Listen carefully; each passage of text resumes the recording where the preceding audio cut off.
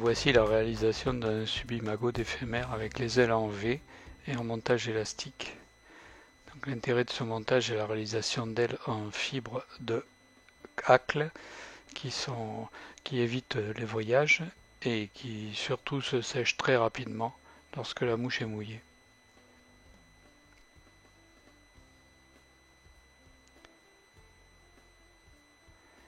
L'hameçon utilisé est un hameçon droit, fin de fer, dans les tailles 14 à 20 pour représenter toute la gamme des éphémères qui peuplent nos rivières. La soie de montage est noire.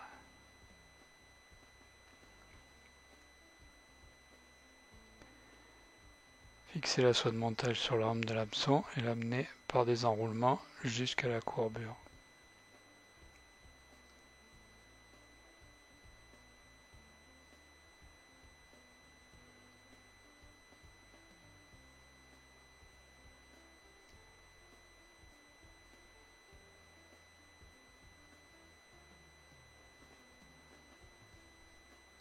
Réaliser une petite surépaisseur par des enroulements sur place à la courbure qui permettront une fixation correcte des cercles.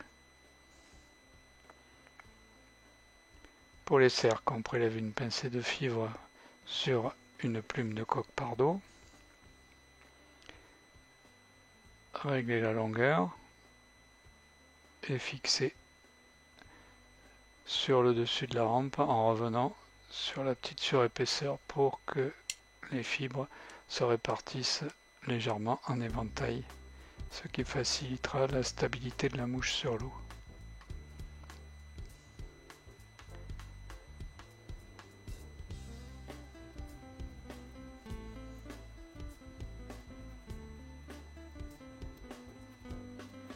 Prélever un herbe de substitut de Condor et le fixer sur les cercles en veillant à ce que la bande la plus foncée se situe vers le haut pour pouvoir réaliser un corps bien segmenté. Couper l'excédent des cercles et du herbe de substitut de Condor et réaliser un sous-corps légèrement conique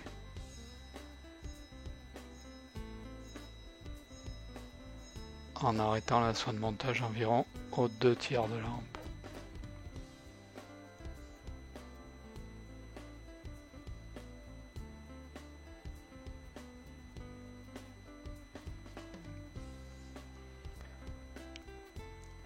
Enrouler le herbe de substitut de Condor aspire jointive pour réaliser le corps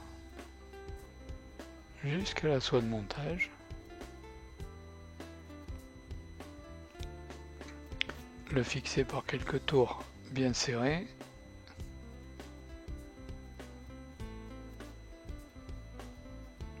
et couper l'excédent.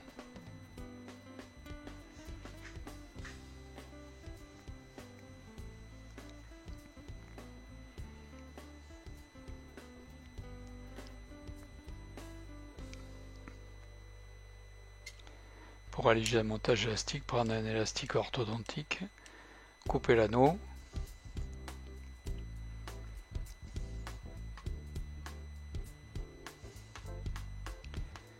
et le fixer devant le corps sur le dessus de la rampe, en veillant à bien serrer la fixation afin d'éviter tout glissement.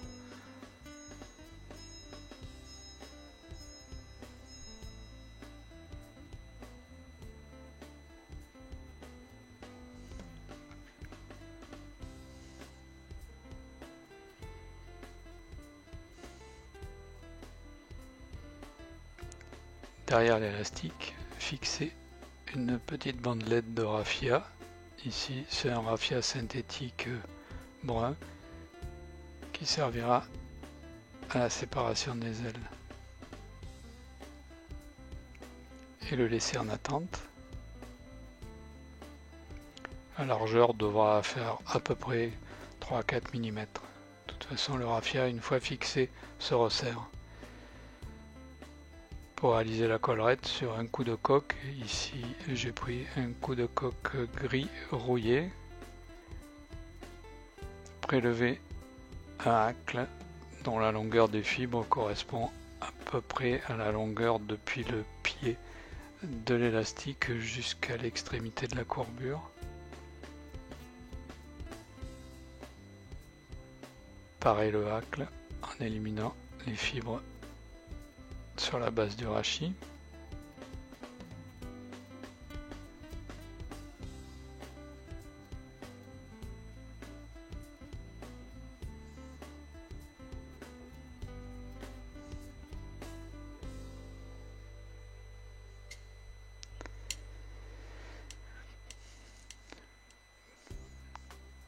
Dégager la partie inférieure sur 1 ou 2 mm pour faciliter l'enrougement, étant entendu que ce hacle devra être fixé avec la partie brillante des fibres sur le dessous.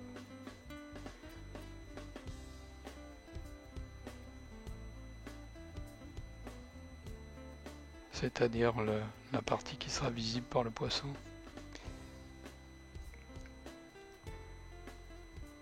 Donc fixer le hacle, partie terne, vers le haut, 2 tours derrière l'élastique, puis quelques tours devant, éliminer l'excédent du pied du hacle,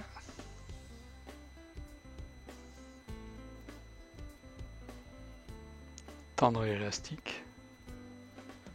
Pour cela, il est intéressant d'utiliser une potence pour les montages parachute qui libère les deux mains et facilite l'enroulement du hacle.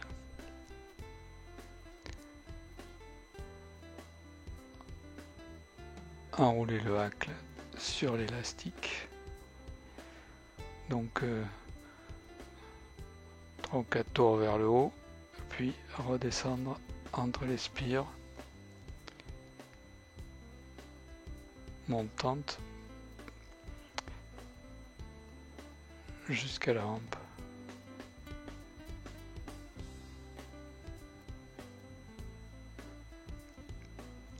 Fixer la pointe du hacle en veillant à ne pas emprisonner trop de fibres de la collerette par quelques tours bien serrés.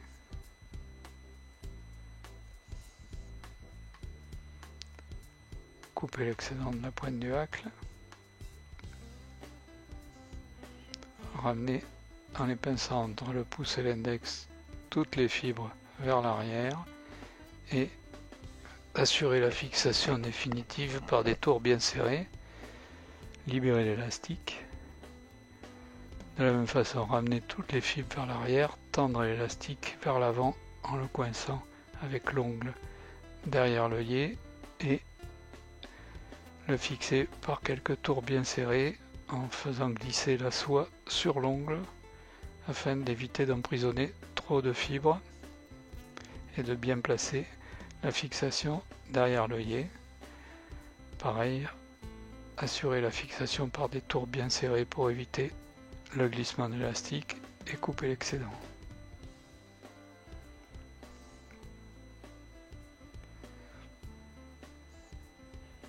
Réaliser une demi-clé pour assurer la fixation et éviter tout glissement, ce qui imposerait de recommencer la mouche dès le début.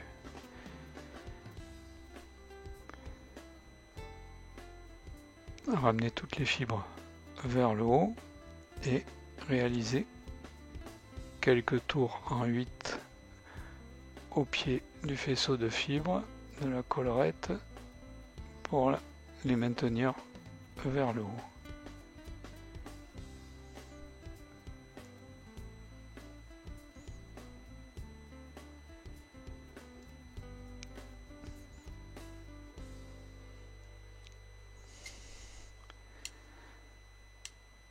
L'intérêt du montage élastique est que l'élastique étant tendu lors de l'enroulement, lors du relâchement, il prend très peu de place et dans tous les cas beaucoup moins que la place prise par un pied de parachute traditionnel.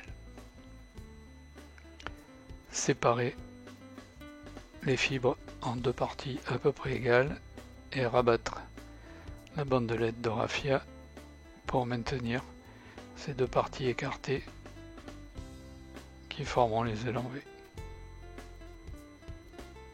Fixer le raffia solidement derrière l'œillet et couper l'excédent.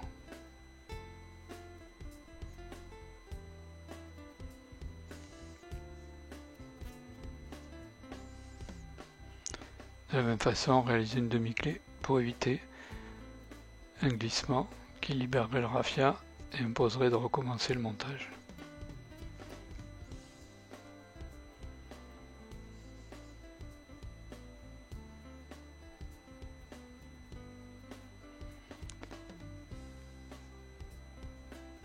Préparer une fine mèche de dubbing fin. Ici, c'est du dubbing d'écureuil roux.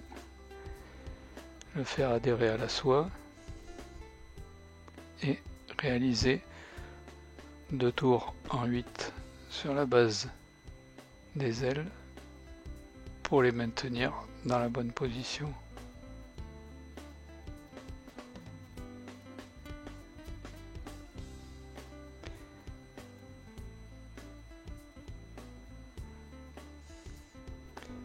Former la tête par des enroulements de soie de montage.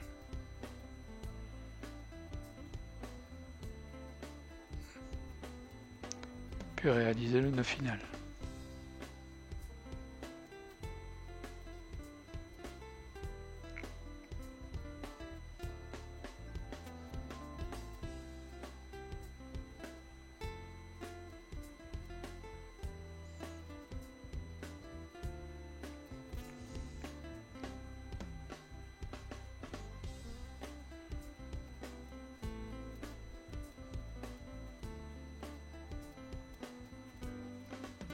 L'imitation est terminée.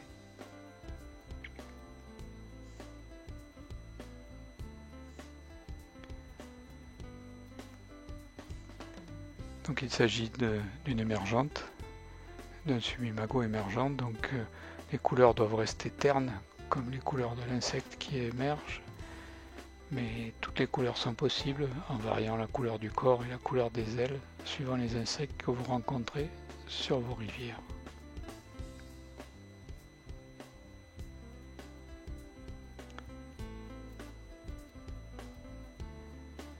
Voici le modèle de face.